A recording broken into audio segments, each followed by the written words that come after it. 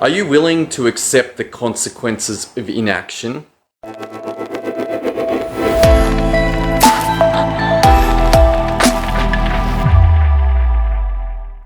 This is an interesting question. And the reason I asked it is that the basic premise of System.io is that systems create results. And within those systems, there is work that must be done. And when that work gets done, you get the results. But what's interesting to consider is that inaction will also give you results.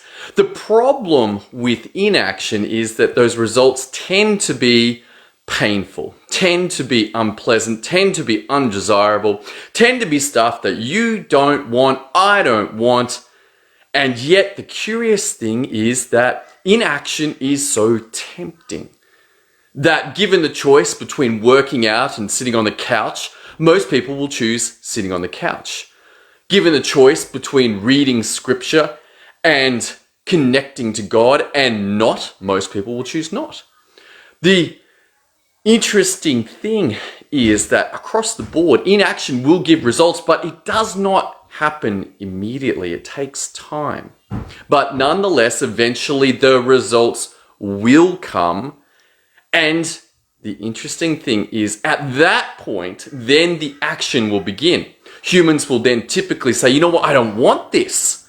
I don't want this body that doesn't work very well. I don't want my marriage falling apart. I don't want a disconnection from my kids. I don't want empty bank accounts. I don't want a business that's falling apart. And then the action will start. But it began and was caused because of inaction. So this interesting dynamic develops. Inaction, action, inaction, action, inaction, action. And the really interesting thing is, how do you continue to act knowing that action gives results, that the actions in those systems gives the results that you want? How do you say, you know what, I have been down this path before. I have been down this path so many times. I know where inaction leads. It leads to my world burning down. Once again, oh look, it's burning down and now I will act. But the real trick is when you systemize your actions, then you must be aware of the consequences of not doing them. And you have a choice. What kind of world do you want to create? What kind of results do you want to experience?